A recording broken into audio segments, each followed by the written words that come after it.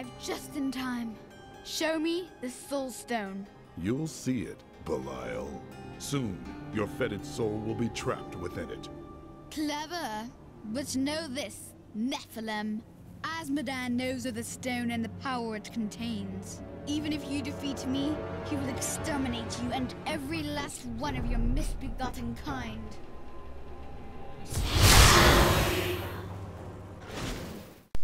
Hey guys and girls at Diablo 3, this is Starwind here, and today you join me in the Imperial Palace.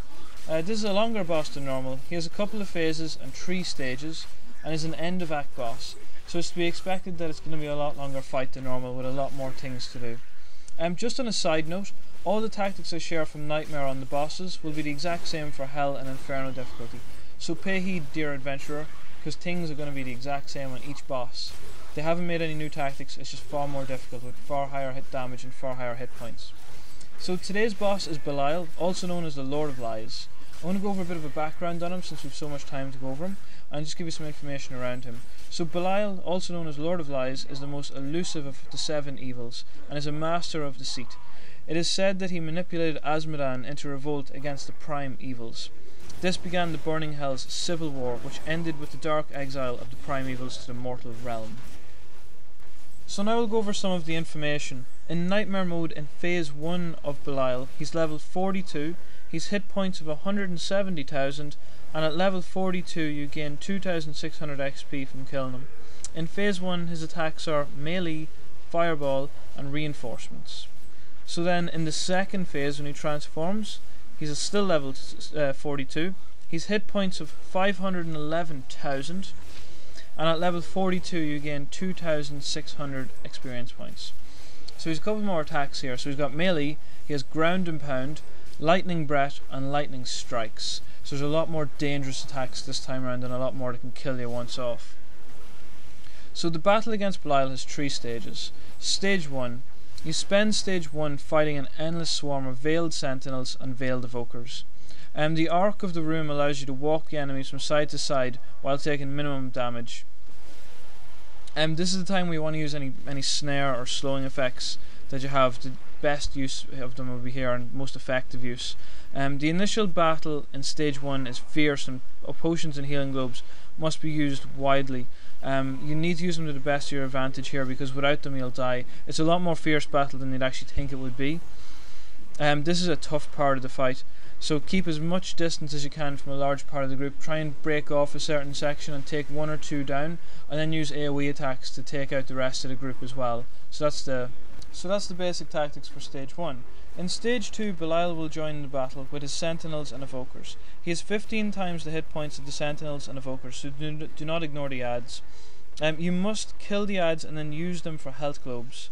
But for the most part, avoid the sentinels and evokers once you have a few health globes on the ground. Belial will have a fireball hurtling at you most of the time. You need to avoid this as best you can.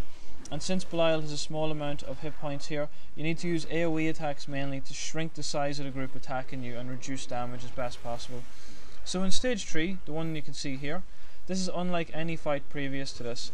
Belial shows his giant demon form. His body destroys most of the Imperial Palace, and at this point you are on a platform which is hovering in space.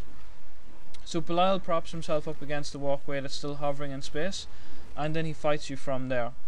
Immediately throw up any armor spells that you have and attack Belial and his whole body, as his whole body is weak during all of this battle.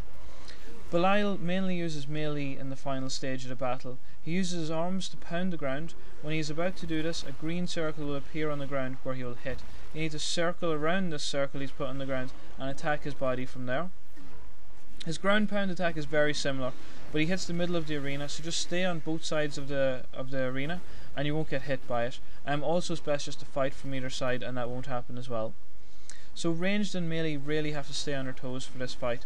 It's very about keeping on the move and for the entirety of the fight, especially when he starts conjuring up all the circles of damage. You need to stay out of the way of them.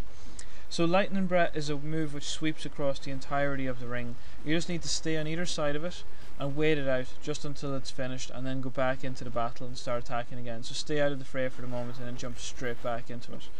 So for a basic strategy, what we're going to be looking at is you need to stay on the move as much as possible. You can't stand still in this fight. you need to stay clear of the lightning strikes as well. As with most of his attacks, you're going to see a swarm of insects that will indicate where exactly he's going to attack, so keep your eye out for that there. You can just see them on the screen. Keep to either side of the arena during the fight. As you can see, I'm either keeping to the left or right and running between the two. It's important to do this. When he is doing lightning strike like there, sometimes you can stay right in front of his face and he won't attack that area, so that can sometimes be handy, but for the most of it, stay either on the left or right hand side of the arena for the fight. Keep any armor you can until you may get stuck in the lightning strikes, or if you're stuck in the breath, pull up your armor then as soon as you can, because you're going to need that to save you.